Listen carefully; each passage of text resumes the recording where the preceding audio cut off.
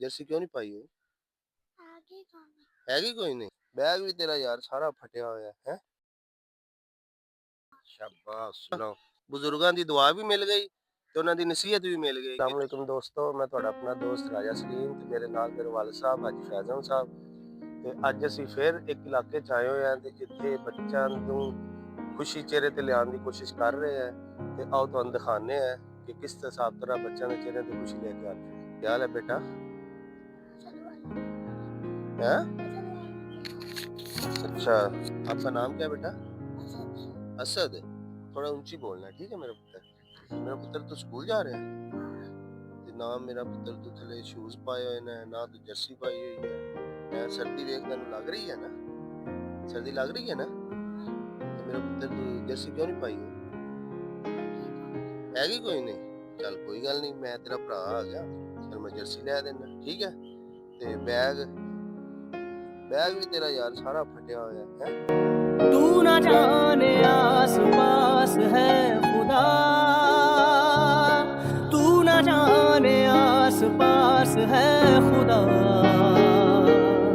तू न जाने आस पास है खुदा।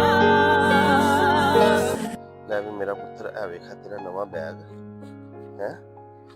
ਤੂੰ ਵੱਡਾ ਹੋ ਲੈ ਫਿਰ ਤੈਨੂੰ ਵੱਡਾ ਬੈਗ ਲੈ ਦਿਆਂਗੇ, ਠੀਕ ਹੈ? ਹੁਣ ਦੂਸਰੀ ਤੀਸਰੀ ਵਾਲੇ ਦਾ ਇਹ ਬੈਗ ਹੁੰਦਾ, ਠੀਕ ਹੈ? ਹਾਂ ਵੀ ਹੁਣ ਅੱਛਾ ਲੱਗ ਰਿਹਾ ਹੈ? ਹੁਣ ਹੀਰੋ ਬਣ ਗਿਆ ਤੂੰ। ਚੱਲ ਹੁਣ ਹੱਸ ਕੇ ਵਿਖਾ ਦੇ, ਹੱਸ ਕੇ ਦਿਖਾ। Very good. ਹਾਂ ਵੀ ਬੇਟਾ ਤੇਰੇ ਕੋਲ ਕਿੰਨਾ ਖਰਚਾ ਹੈ? 10 ਵੀ ਕੋਈ ਨਹੀਂ ਹੈਗੇ। ਚੱਲ ਠੀਕ ਹੈ ਮੇਰਾ ਪੁੱਤਰ, ਮੈਂ ਤੈਨੂੰ ਹਾਜੀ ਸਾਹਿਬ ਹੋਰਾਂ ਕੋਲ ਨਾ 100 ਰੁਪਇਆ ਲੈ ਕੇ ਦੇਣਾ, ਠੀਕ ਹੈ? ਪਰ ਉਹਦੇ ਵਾਸਤੇ ਤੈਨੂੰ ਸਵਾਲ ਦਾ ਜਵਾਬ ਦੇਣਾ ਪਏਗਾ। ਦੇ ਦੇਵੇਂਗਾ? ਚੱਲ ਠੀਕ ਹੈ, ਤੂੰ ਮੈਨੂੰ ਨਾ ਇੰਜ ਦੱਸ, ਆਪਣੇ ਅੱਬੂ ਦਾ ਪੂਰਾ ਨਾਮ ਦੱਸ ਕੀ ਹੈ?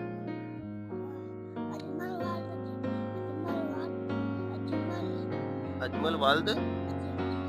ਨਹੀਂ ਨਹੀਂ, ਤੂੰ ਆਪਣਾ ਨਾਮ ਪੂਰਾ ਦੱਸ, ਆਪਣਾ ਨਾਮ। असद खान वालद अजमल। वेरी गुड, तेरा सवाल का जवाब ठीक हो गया।